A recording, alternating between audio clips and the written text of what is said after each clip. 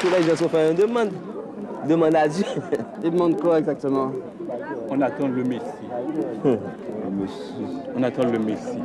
Nous autres, en Haïti, nous croyons en quelque chose. Donc nous croyons en notre président. Alors ici, on prie pour le président Jean-Bertrand Aristide. Alors nous savons très bien qu'il retournera en Haïti.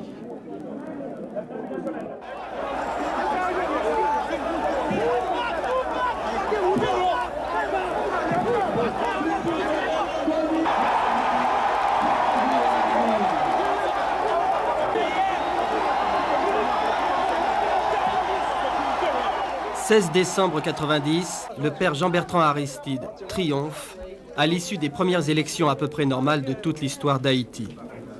Des élections qui se sont déroulées sous contrôle d'1 millier d'observateurs étrangers et qui donnent 67% des suffrages au père Aristide.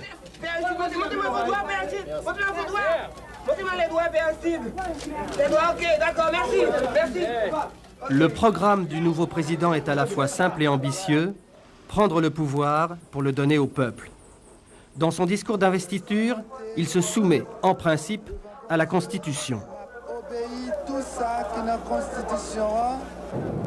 Mais il se défie de la classe politique et choisit son gouvernement parmi ses partisans du mouvement Lavalas, le torrent. Très vite, il bouscule les institutions. Quand le Parlement prétend interpeller le gouvernement, les militants Lavalas viennent avec des pneus et de l'essence. La menace est claire, celle du supplice dit du père Lebrun. La victime, entourée d'un pneu, est aspergée d'essence et brûlée. Certains députés échappent de justesse à cette pratique, réservée en 86, lors de la chute de la dictature, au tonton Macoute. Macoute pas la donne, Macoute pas la donne, pas négligé, balle sale, mérité, pas négligé. 27 septembre 91, avant-veille du coup d'État, c'est le dérapage verbal. Le président Aristide sait déjà qu'il est en danger. Il a fait réunir une foule de partisans devant le Palais national. Il veut intimider l'adversaire et galvanise la foule en faisant une apologie non voilée du supplice du pneu. Allons, belles outils. Allons, bel instrument. Allons, bel appareil. Les belles lichelles, belles brodées. Les bandales en pépin, le bozor. Les sentis bon, tout côté au passé, on vit respirer. Les chita, na maman loi paya qui dit ma coûte pas la donne. Ça, le principal, c'est lui pour pas de venir chercher.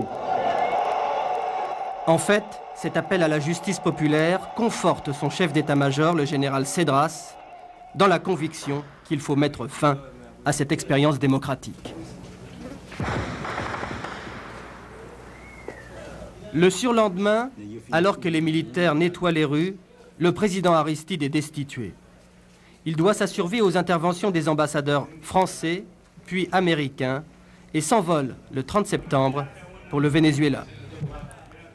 Suite une répression particulièrement meurtrière qui fait des centaines de victimes.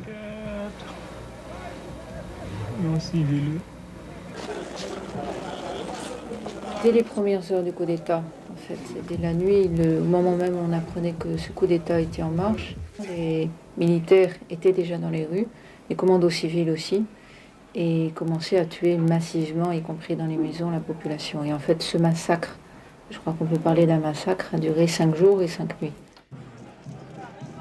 Le soulèvement populaire est maté, c'est le règne de la terreur. 1 mois et demi après le coup, les militaires peuvent célébrer la fête de l'indépendance et de l'armée. Le général Cédras reçoit, au grand quartier général, une bourgeoisie mulâtre décrispée. Des industriels et gros bonnets de trafics en tout genre qui ont accueilli avec soulagement l'avortement de la révolution haïtienne et la nomination du juge Néret, le plus ancien de la Cour de cassation, comme nouveau président. Il n'y a pas eu de coup d'État en Haïti. Ce que vous appelez un coup de force, moi je l'appellerais de préférence une correction à la dérive démocratique. Après cette correction à la dérive démocratique, une radio néo-duvalieriste émet à nouveau. VSN 57, du nom des volontaires de la sécurité nationale, les fameux Tonton Macoute. Ils appellent leurs partisans à traquer, dans les rues de Port-au-Prince, les membres d'associations pro-Aristide, adresse à l'appui. Très violent. Il y a une association pour la défense des droits du peuple haïtien, soi-disant. Adresse au Sénat Delma 69, numéro 15. Secrétaire exécutif, c'est Madame Violette Eugène. À toute l'autre association communiste étudiant, tant que Zelle. Et toute bagaille ça, Mario Voltaire.